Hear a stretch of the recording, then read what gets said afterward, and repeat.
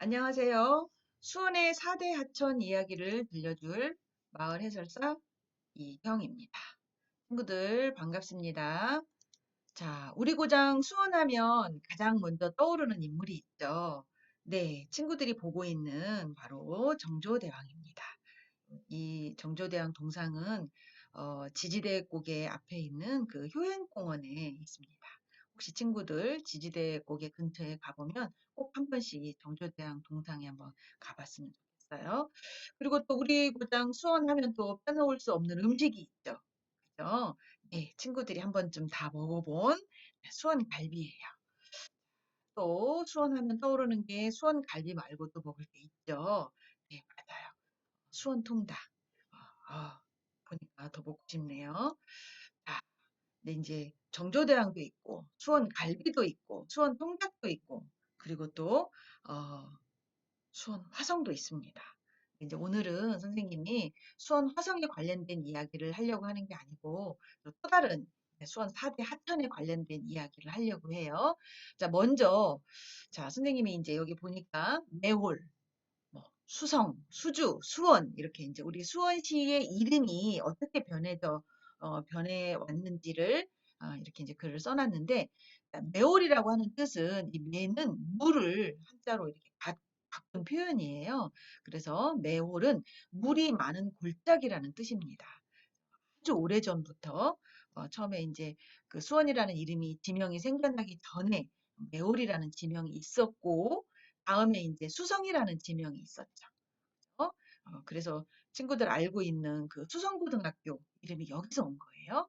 자, 그리고 이제 또 수주라는 지명도 있었고, 그리고 지금 현재 우리가 사용하고 있는 수원이라는 지명이 이제 고려시대 때 생겨나기 시작했습니다. 자, 이렇게 이름의 변천사를 봤고요. 자, 여기 친구들 이 사진 보면 고인돌 보이죠? 네, 맞아요.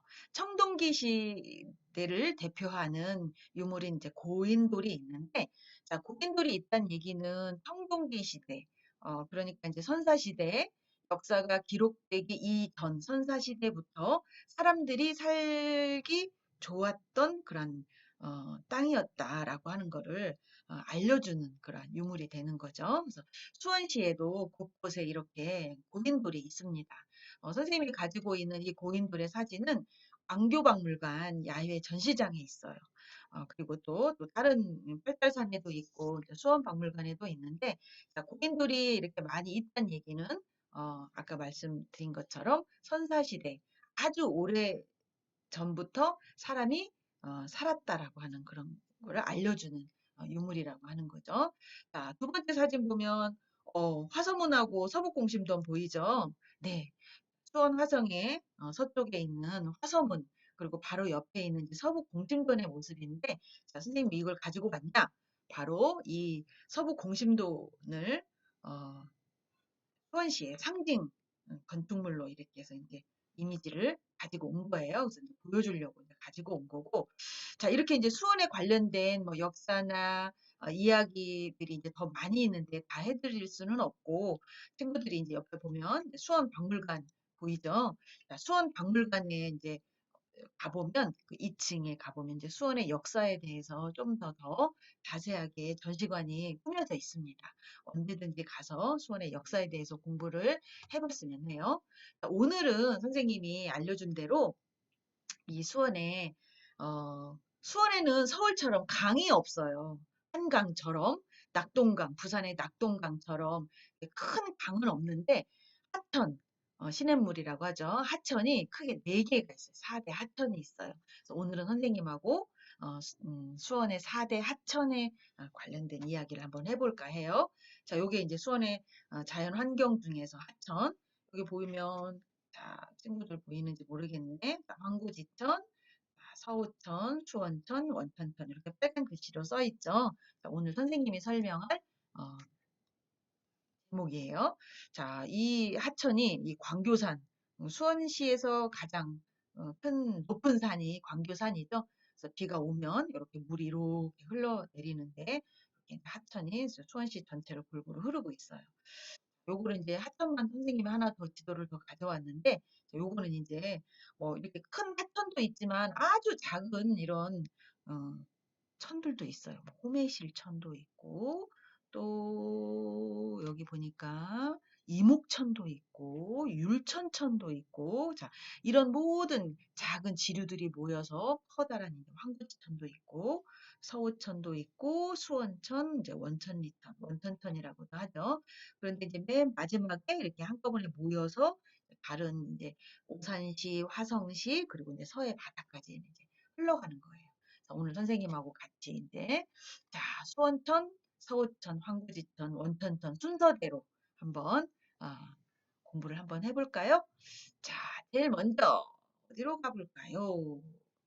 자, 수원천으로 한번 가봅시다.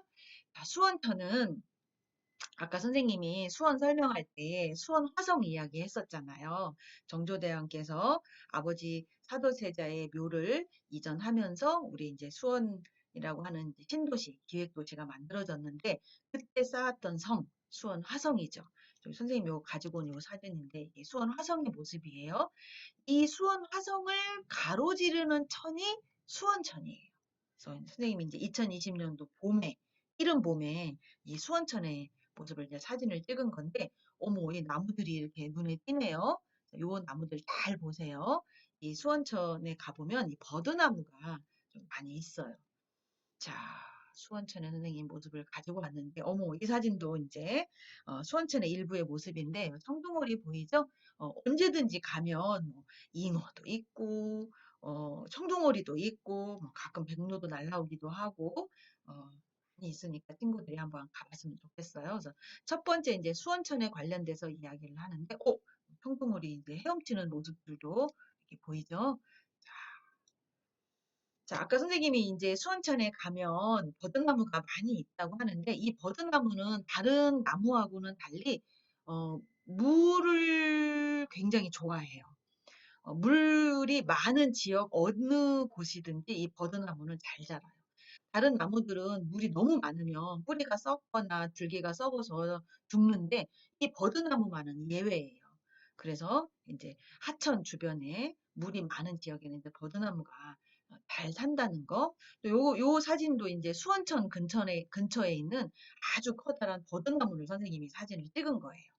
근데 이제 여기 초성으로 이렇게 뭐라고 써 있는데 이 뭐라고 써 있을까? 이거는 이제 버드나무에 관련된 이야기를 선생님이 하려고 이제 가지고 온 거예요. 힌트. 음, 약병이 있네. 자, 힌트. 자, 이 초성의 단어는 뭐냐면 아스피린이에요. 아스피린. 아마 친구들 아마 아플 때 이제 먹어본 약일 거예요. 왜 버드나무하고 아스피린하고 관련이 있냐?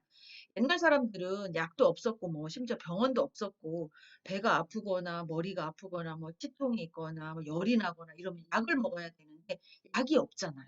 근데 옛날 사람들이 어떻게 알았을까? 이 버드나무의 껍질을 벗겨서 끓여서 물을 마시면 열이 내리거나 어떤 그 두통, 치통이나 뭐 복통이나 뭐 이런 두통이나 이런 게 사라졌다고 해요. 어떻게 알았을까? 그래서 나중에 훗날 이 버드나무에서 이 아스피린 약의 원료를 채취해서 만들었다고 합니다. 신기하죠? 친구들이 이제 수원천에 가서 어디든 가든 버드나무는 많이 있으니까 버드나무를 보면서 옛날 사람들은 약이 없었을 때 버드나무 껍질, 뭐 나뭇잎, 어린 가지를 끓여서 먹었대. 약간 그걸 기억을 했으면 좋겠어요. 자, 두 번째 초성이 있네요. 뭐야, 이거. 힌트. 칫솔이 나왔네요. 알았을 거예요. 양치질. 또 한 가지 이 버드나무로 옛날 사람들이 많이 활용을 했는데 옛날엔 칫솔이 없잖아요. 그래서 이 버드나무 어린 가지를 잘라서 끝을 이렇게 돌로 짓이기면 그 칫솔처럼 이렇게 보풀하기가 일어난대요. 그러면 그걸 가지고 이제 양치질을 했다고 해요. 그러면 신기하게도 충치가 예방됐다고 합니다. 신기하죠? 이제 수원천에 가서 버드나무를 볼 때는 꼭 아스피린 그리고 또 양치질을 기억을 했으면 좋겠어요. 이 외에도 버드나무에 관련된 이야기가 더 있는데 다음에 또 들려주기를 할게요. 자, 이제 두 번째 이야기를 들려줄게요. 두 번째 여기 이제 서호천, 충만제, 충만제의 다른 이름이 이제 서호인데 충만제를 지나가는 천의 이름이 이제 서호천이에요. 특이하게 여기 여기가 이제 여기산인데 요쪽에 가보면 이 새, 수원시를 상징하는 새를 많이 볼 수 있어요. 여기가 백로 서식지거든요. 오, 진짜 볼 수 있나고요? 볼 수 있어요. 이 사진도 이제 여기 백로 서식지에서 찍은 사진인데 정말 이렇게 언제든지 가면 이 백로가 살고 있는 모습을 볼 수 있어요. 왜 이렇게 백로가 많나? 이쪽에는 아까 선생님이 얘기했잖아요. 이 턴에 잉어가 많다고. 어? 먹잇감이 풍부하고 다른 지역에 비해서 여기 물의 온도가 조금 높다고 해요. 그러니까 이 털새인 백로가 날아왔다가 먹잇감도 풍부하지, 온도 따뜻하지. 그러니까 굳이 다른 데로 날아갈 이유가 없는 거예요. 그래서 여기에서 백로가 알을 낳고 새끼를 기르고 이렇게 잘 살고 있다고 합니다. 또, 뭐 백로뿐만이 아니고 이건 이제 가마우지라고 하는 새인데 이제 날아가는 모습을 사진을 찍은 거예요. 자, 이렇게 서우천 충만제 앞에는 굉장히 새들이 뭐 다른 동생물들이 살기 좋은 그런 환경을 가지고 있다고 하는 거 선생님이 또 하나 자, 수원의 지명이 붙은 청개구리가 있어요. 수원 청개구리. 그죠? 아마 친구들 한 번씩 다 봤을 거예요. 선생님이 보여줘야지. 자, 짜잔. 아이고, 안 보이나? 친구 있어요. 선생님 집에. 이렇게 잘 보이나? 또 있지요. 선생님 친구. 자, 이렇게. 네네네. 자, 이 친구 이름이 뭐냐? 네, 맞아요. 수원이에요. 수원이. 자, 수원 서우천 근처 그쪽에서 발견된 청개구리인데 다른 청개구리에 비해서 크기는 좀 작대요. 그리고 이제 그 낮고 약간 날카롭게 우는 특징을 가지고 있대요. 근데 이제 아쉽게도 멸종 위기 야생 생물로 지정이 되어서 지금 현재 보호를 받고 있어요. 수원에는 수원 청개구리가 지금 살고 있지 않아요. 발견되기는 했지만 앞으로 우리 친구들이 이 환경을 조금 더 잘 지키고 보존하면 다시 깨끗한 환경이 되면 수원 청개구리가 살 수 있는 날이 아마 올 거라고 믿어요. 그래서 선생님이 이제 이렇게 수업을 하는 거고요. 자, 이제 두 개의 이제 수원천하고 서우천에 대해서 설명을 했는데 잠깐 퀴즈. 자, 첫 번째 퀴즈. 수원시를 대표하는 음식. 선생님이 첫 번째 PPT에서 말을 해줬는데 기억할까요? 자, 수원시를 대표하는 음식. 네, 맞아요. 수원 갈비. 그리고 친구들이 좋아하는 수원 통닭. 그죠? 자, 두 번째. 수원시를 상징하는 새는 그죠? 금방 선생님이 보여줬죠. 백로. 자, 서우천에 백로 서식지가 있다는 거 아마 기억하고 있을 거예요.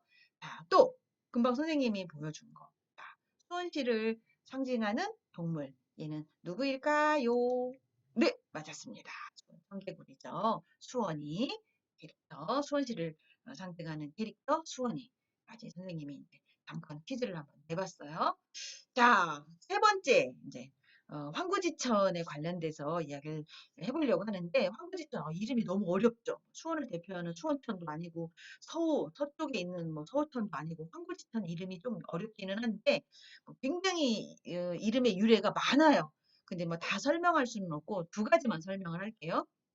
자, 황구지천이 왜 이름이 붙었냐?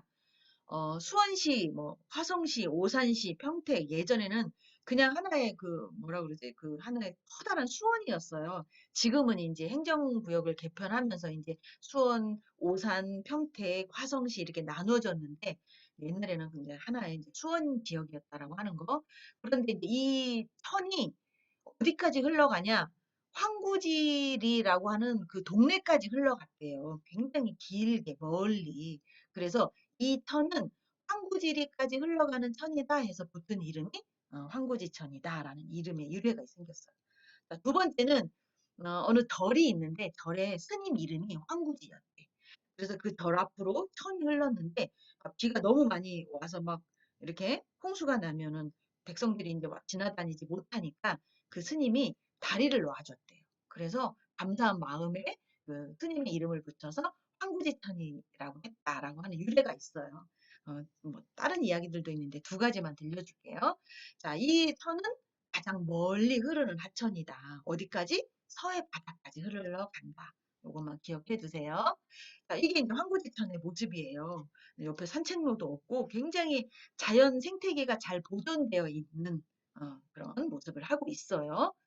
가끔 이제 밤에 가면 무서울 정도로 어떤 동물이 나타날지 무서울 정도로 굉장히 잘 보존되어 있는 하천이라고 하는 거. 이거는 선생님이 이제 봄에 벚꽃 필 때 찍었던 사진이에요. 그런데 이거 뭐야? 이게 뭐지? 네. 자, 이 사진은 뭐냐면 어, 작년 6월 25일 날 새벽에 찍은 사진인데, 자, 황구지천에서 발견된 수달. 왜 이제 그동안 이제 수달이 몇 번 발견되긴 했는데 왜 더 작년에 더 우리가 몰랐냐면 이 사진의 이 뒤에 따라가는 그 아기 수달, 새끼 수달이 발견이 된 거예요. 이제 그동안 어른 수달은 발견이 몇 번 됐는데 새끼 수달이 발견된 건 작년이 처음이었대요. 이건 무엇을 의미하느냐? 아? 이 수달은 이 수달은 천연 기념물이에요. 다 멸종됐거든. 멸종위기 야생 생물 1급으로 지정이 돼 있어. 어. 근데 황구지천에서 발견이 됐다는 거예요. 이 수달이 사느냐 살지 않느냐에 따라서 물이 깨끗하냐 깨끗하지 않느냐가 결정되는 그런 지표종이라고 해요. 근데 이제 작년에 이 황구지천에서 이 이쁜 수달이 발견됐다라고 하는 거. 얼마나 생태계 보존이 잘 되어 있는지 알 수 있겠죠? 네. 자, 그다음에 자, 마지막으로 이제 원천천에 관련돼서 뭐 이름 또 어렵네.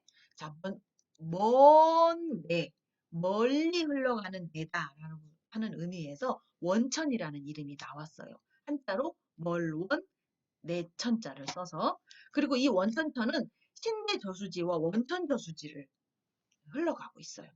거쳐서 가고 있어요. 우리가 지금 현재 알고 있는 광교 호수공원이에요. 자, 지금 이제 선생님이 가져온 원천천의 모습이에요.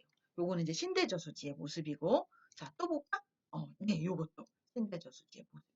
선생님이 19년도에 이 신대저수지를 뭐 자주 가긴 하지만 19년도에 이제 여기를 한 바퀴 돌려고 갔다가 만난 새가 있어요.